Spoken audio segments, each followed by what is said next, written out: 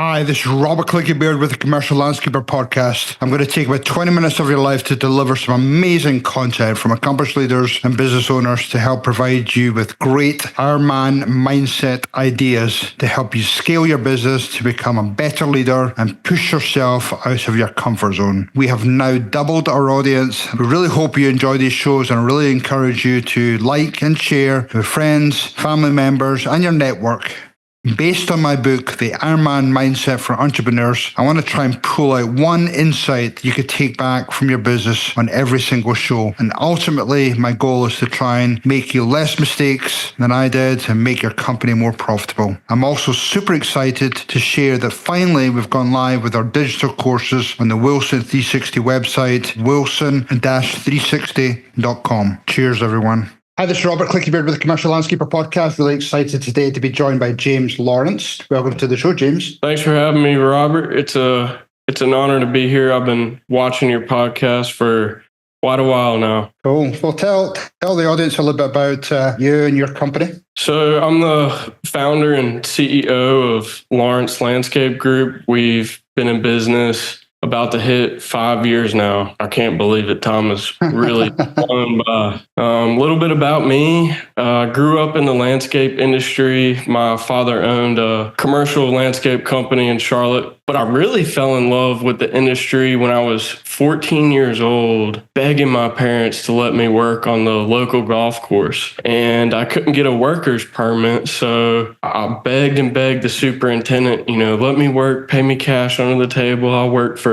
$8 an hour, whatever I got to do. I just wanted to work. And those mornings at 4:30, 5 o'clock in the morning, being out there on the golf courses is really where I was like, wow, this is something I could see myself doing forever. Worked for my dad for a little bit, went to NC State, got a Hort degree and a business degree, and he sold his company while I was in school. So my intent was always to go work for either his company or another company, get some years of experience, and then figure out what I wanted to do, what I could do better, and then branch out on my own. But after he sold, I kind of watched a lot of these people that growing up I thought were like my aunt, my uncle. Literally, I would call them uncle. And they started to leave the company. Things just started to change as they usually do with a buyout. It was driving me crazy. So as soon as I got out of school, started Lawrence Landscape Group, and we've been full speed ever since. That's awesome. That's a great story. Go back to your golf course. What was attractive about the golf course piece? Was it the machinery part? Was it just that groomed look? What was appealing about that? The course actually went bankrupt for some years. So I came on when they were just bringing it back. Watching them build that team and truly transform it. I mean, at this point, the grass was probably as tall as you. I mean, we were riding dirt bikes before the oh, wow. Okay. Actually, but really being a part of something such a drastic change and watching the team start to form, learning about horticulture. I mean, you name it, every single aspect I was very interested in. Before you went to work for your dad's company, I think a lot of people sort of forget, and I'm guilty of this, that you're an entrepreneur, you're in business, you have young kids around, and I think you feel as though they have no interest in what you're doing as a parent, but in actual fact, they're always observing what you're doing. What were some of the things you observed about, I suppose, your dad and the business and being an entrepreneur and some of the highs and lows that come along with having a business? I'm very blessed to have a guy like my father in my life. If I can be half the man he is, I will be accomplished. He taught me at a very, very young age, it's all about your people. I mean, he would drill it into me. And he's the epitome of it. He truly, truly cared about his people like they were his own family. And seeing him grow guys from just being a supervisor to, making more money than they ever had in their life and and being a true business person, not even having a college degree, was so inspiring. And the things he would do for his employees and for the business is something that really drew me to wanting to be a business owner. Yeah, he an incredible mentor. I'm assuming that has now transferred into your business, that you obviously learned that from your dad. How did you go about sort of evaluating, who were the right people to bring into your business? Tell us a little bit about that. Yeah, so we were definitely blessed. It was a bad thing at first, watching some of those guys go that have been there for many, many years. But it was also a blessing because we were able to bring them on board and really help catapult Lawrence Landscape Group into what it is today. Specifically, Scott Follett, he's been a major part of our success in the early years. Incredibly blessed with people. And, there's really no secret sauce to it. Really, all it is truly caring about your people and creating ways for them to become successful, to grow, to understand the business more. How do you feel that transfers into, obviously part of the people piece is your clients? How does that transfer into sort of making sure they're happy or the quality of the job is there? We have dedicated client relations managers who are doing the most detailed, beautiful inspections for our clients every single month. They walk the property with them every single month. And these reports we put together are so jam-packed with information, what's taking place in the last 30 days, what's going to take place in the next 30 days, designs for enhancement opportunities, you name it. And it's full of great pictures. It's such a great report. Many of the communities we service put it out on a broadcast to the entire community.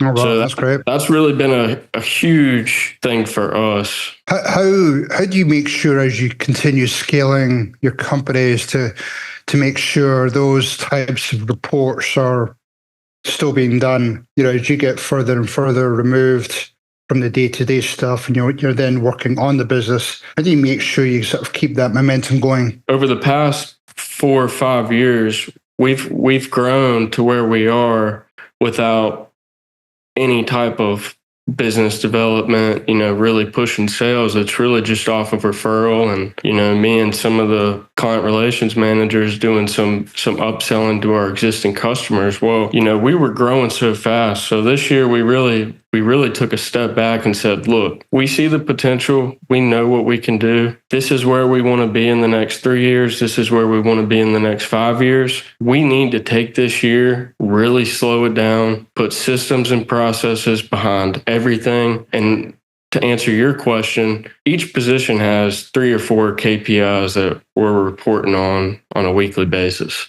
So in our system, you can see that they're tracking well on those reports and they're reported on weekly. So if we start to see items in the red, it's out on the table for everybody to see, and we're going to talk about it, break it down, and discuss it. That's one of the KPIs for our CRMs. They're reporting on it weekly, and we can also see it in our system. Give me an example of what, 1 or 2 of those KPIs, because people talk about it a lot, but they don't necessarily actually put pen to paper and develop those KPIs. And some of them will create maybe some metrics or KPIs, but it's maybe on a monthly. So it's more of looking in the mirror, but it sounds as though you do it more frequently. So give me some examples of what those KPIs look like. So our CRMs, many people call them account managers, you name it, the person who's responsible for the client. Their main KPIs are employee retention, enhancement sales, and their inspections. Production managers who are handling the crews, they're responsible for hours, materials, employee retention, safety,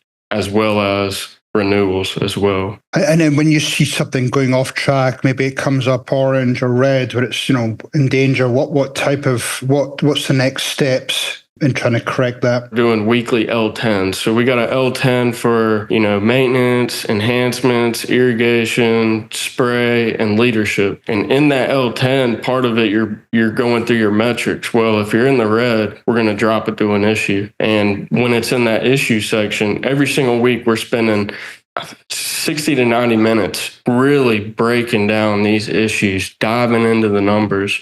We use Aspire. So, I mean, you can get very, very granular with the issue. And then part of that L10, you have to resolve it and come up with a game plan to make it better. In 7 days, you're right back in that same L10 reporting on your progress. Yeah, that's awesome. Yeah, the EOS system and the L10, I think, is probably one of the best meeting formats out there. So, yeah, I love that. I love your using it. Now, when going back to the people part, when you're identifying somebody whose numbers continually, in the red, or there's some red flags coming up there, how do you deal with that type of situation? When numbers are in the red, we're breaking them down on a weekly basis and really figuring out what the sole issue is. What do we need to do to make it better? Everybody in the team is coming up with a game plan to make that red better, even if it's not for them. We're all collectively coming up with a game plan. And next week they report on it, their progress, if it's still in the red or in the green. And 3 reds in a row, we got a real issue, and we're skating on thin ice, really.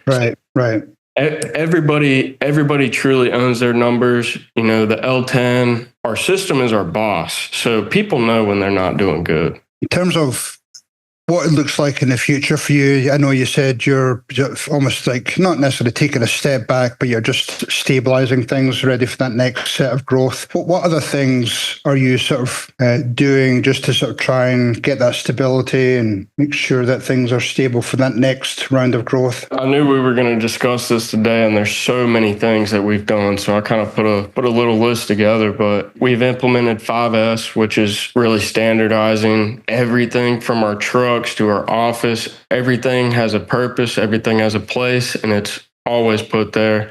On top of that, we've implemented job plans for all of our jobs. Every little path of motion is written out, and our supervisors are following it. Our production managers are helping to implement it. We've really tried to get very, very lean and create a process behind everything. We've documented all of our processes and procedures, made them easily accessible to everybody. Another thing, and this is a big one we've done. We have not rolled it out yet, but we're almost finished with it. We've developed a whole new onboarding system. So it's pretty much a whole entire day of online training specific to our company, where they're learning everything as basic as how we were founded, what our goals are, what our team is, to how to show up in the parking lot, what to wear. And then it gets more job specific, talking about, whatever role we hired them for. And through that whole process, they're taking quizzes. So we know they're actually understanding the business, and they have to pass to start the next day. And that their whole entire second day is training. Now, this is more on the field level. Our upper management is probably a week and a half of onboarding, but we've tried to really document everything and create a process for everything so that we can fuel it. And say we grow 3 million, 4 million tomorrow, there's a system and a process for everything and for everybody to follow. Just follow the playbook. People talk about all this stuff, but, I find that people will start it, think it's a good idea, and then, 30, 60, 90 days, it's sort of the wheels fall off, or people conveniently forget about it.